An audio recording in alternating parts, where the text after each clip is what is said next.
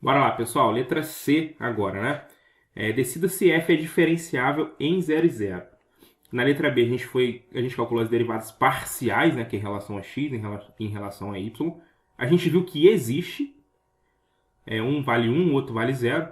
A gente viu que a função é contínua. Olha só que interessante essa questão. A função ela é contínua, ela possui derivadas parciais e a gente ainda precisa decidir se ela é diferenciável. Na AP anterior, o que tinha acontecido lá? A gente viu que a f não era contínua. Logo, a gente concluiu que ela não era diferenciável.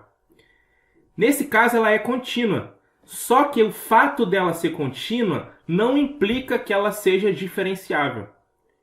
O fato dela não ser contínua implica dela não ser diferenciável. Mas o fato dela ser contínua não implica dela ser diferenciável. Tá vendo? Então, assim, tem que tomar muito cuidado com isso. Muito tomar com esse jogo de implicações, né? Não contínua implica não derivável. Contínua não implica derivável. A gente ainda tem que descobrir, tá vendo? Decida se f é diferenciável. Então, para isso, a gente vai usar a definição de diferenciabilidade no ponto 0, 0. Então, para isso, a gente usa aquele limite, né? Nesse caso aqui, ó, esse limite aqui. Certo? Mas, de novo, quem é RHK é dado por essa expressão aqui longa, né? Uma expressão bem grande. Então, assim, a gente tem que usar essas fórmulas aí. Repito de novo. A função ela pode ser contínua, ela pode ter derivada parcial, mas ela não necessariamente é diferenciável naquele ponto. A gente ainda precisa descobrir isso. Então tem que tomar muito cuidado com esse jogo de implicação. Quando ela não é contínua, pronto. Se ela não é contínua, ela é não diferenciável. Ok. Não preciso nem fazer conta. Nesse caso, eu preciso fazer conta. Porque a C, essa letra C, ela ainda está em aberto. Pode ser como pode não ser. Beleza? Então vamos lá, ó. O que a gente viu? Que a f de 0, 0, pelo enunciado é 0. A derivada de f em relação a x, no ponto 0, 0, a gente já calculou no exercício anterior que vale 1. Então aqui vai ficar 1 vezes h. E a derivada em relação a y foi 0, né? Então aqui vai ficar 0 vezes k. Beleza? Então falta a gente calcular aqui, ó, f de hk. Ou seja, eu vou trocar vamos botar aqui, ó, R de HK vai ser igual a derivada, não a derivada, né? A função no ponto, HK. Ou seja, vou trocar o H por X e o Y por K. Então vai ficar H ao cubo dividido por H ao quadrado mais K ao quadrado. Aqui vai ser 0.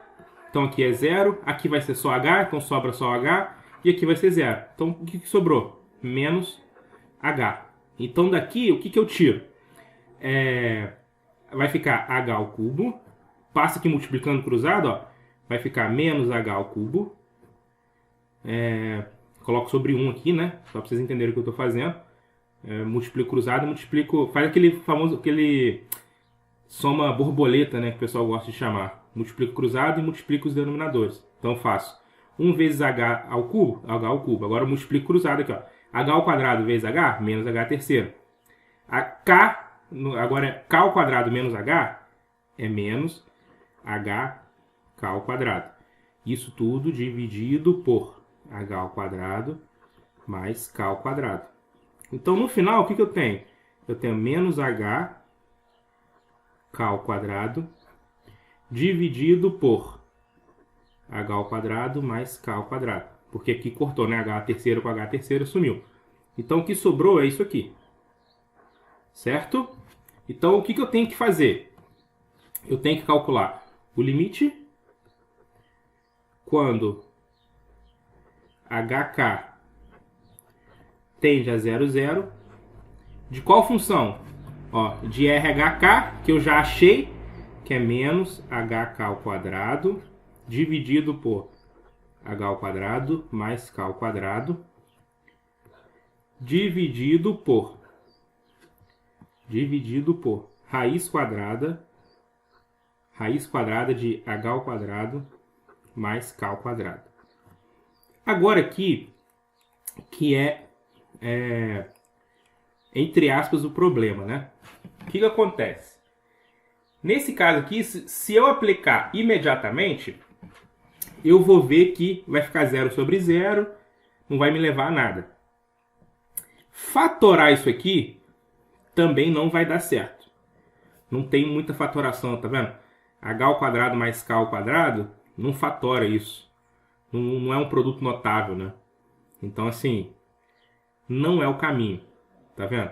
Onde eu quero chegar? O que eu quero chegar é que eu descarto as duas possibilidades, só me sobra a terceira. Qual que é a terceira possibilidade? É quando o limite não existe. E quando ele não existe, a gente usa o teste dos dois caminhos.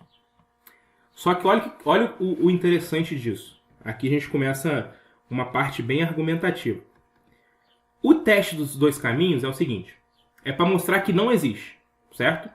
Só que se por acaso eu pego uma questão e eu ainda não sei o limite daquela questão. Vamos supor que aquela função ela tenha limite. Ela tenha limite. Porém, eu encaro ela como se ela não tivesse.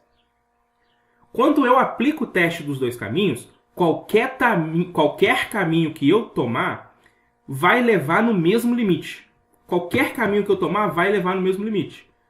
É por isso que a gente vai testando, vai testando, vai testando. Quando isso acontece muito, aí eu tenho que começar a pensar, poxa, aquele limite existe, então eu tenho que trabalhar de outra maneira. Então assim, de novo, quando eu pego uma questão, uma função que tem limite, eu trabalho ela como se ela não tivesse, utilizando o teste dos dois caminhos, o que acontece? Acontece que qualquer caminho que eu tomar vai levar no mesmo limite. É isso que vai acontecer. Eu nunca vou conseguir pegar dois caminhos diferentes, levando em dois limites diferentes quando uma função é limitada. Então a gente parte disso. Por que eu estou falando disso?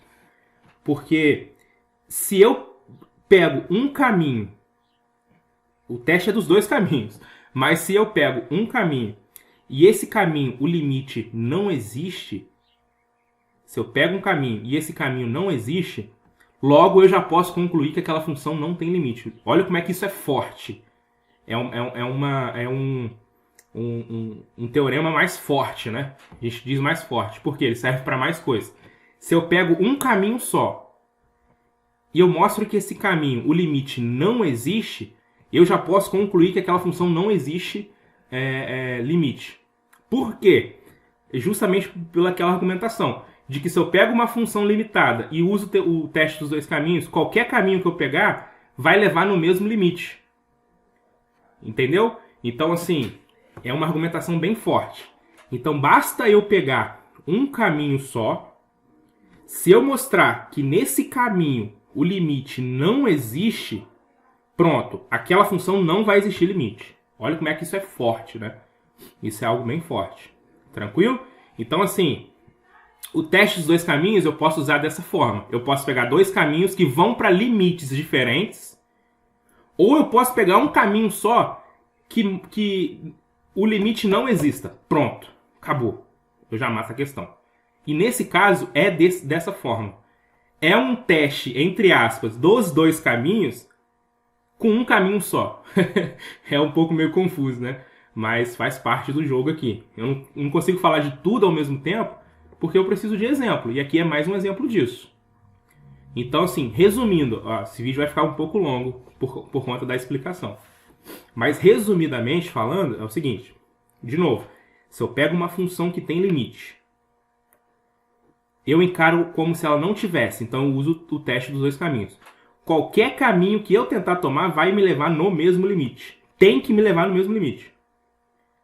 Então, assim, se eu pego uma função que eu não sei ainda se tem ou não, trabalho como se não tivesse, eu encontro um caminho e esse limite não existe, pronto. Eu já mato a questão, concluo que aquele limite não existe. E se o limite não existe, logo ela não vai ser diferenciável nesse ponto. Tranquilo? Então, nesse caso, a gente vai usar essa argumentação. O que eu vou fazer? Ó, agora vamos para a prática. Vai ficar: considere f de xy ou f de hk. Já que está em hk, vamos botar f de hk.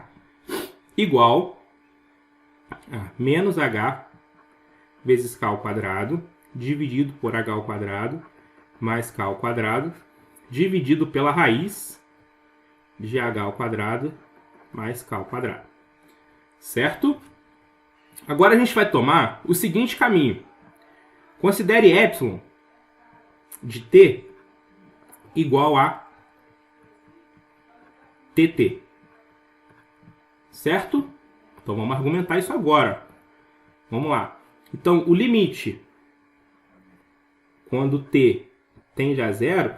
repara aqui. Vamos lá, condição necessária.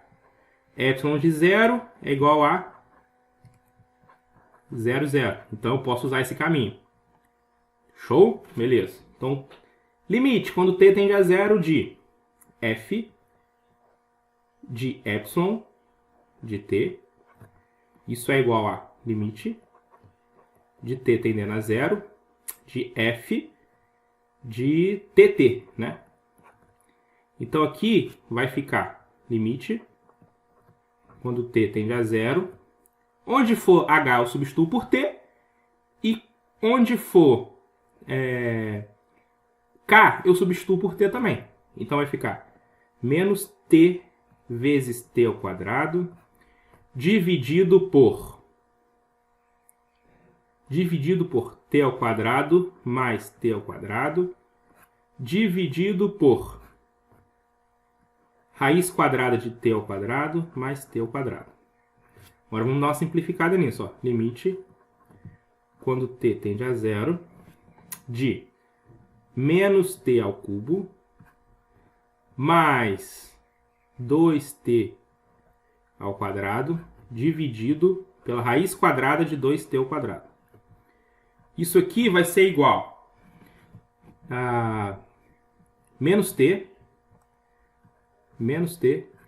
dividido por, t ao cubo dividido por t ao quadrado é t.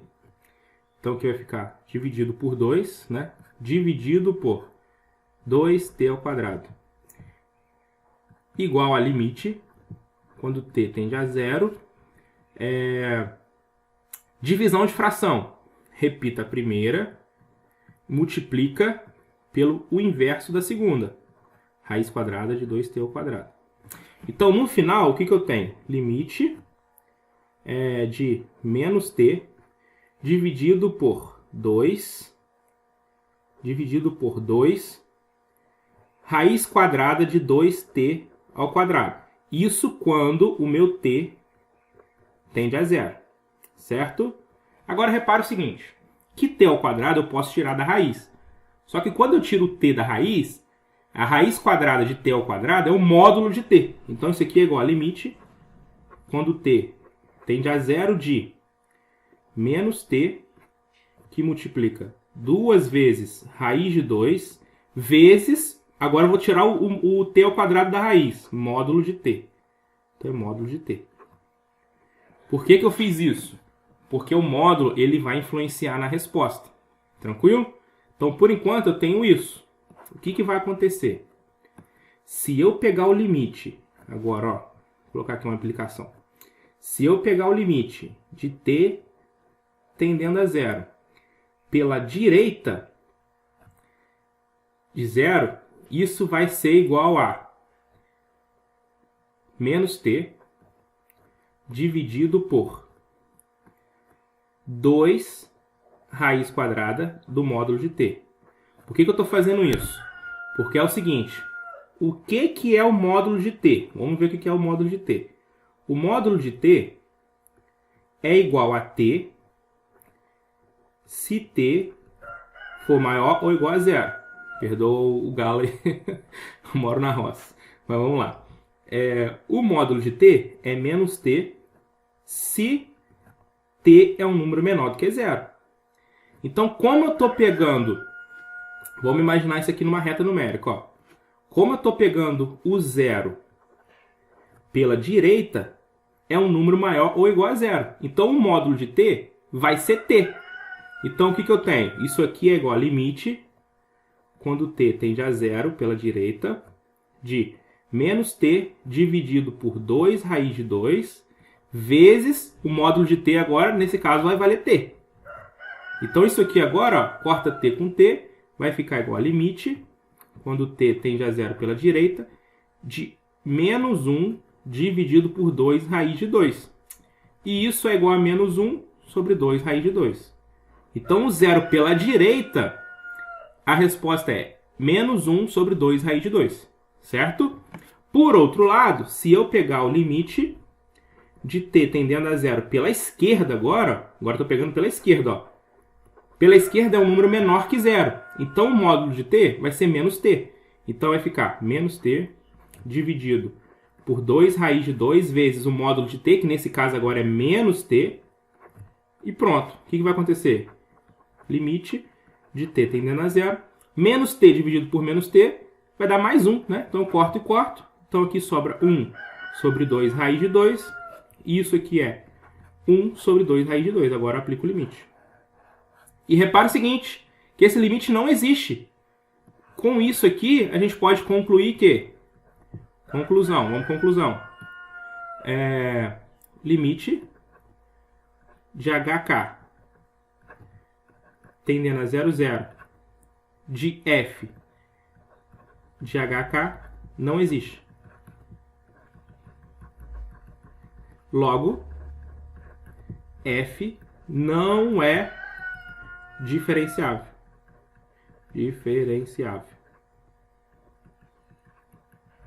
E com isso a gente conclui a letra C. Questão 2, letra C, bora para 3.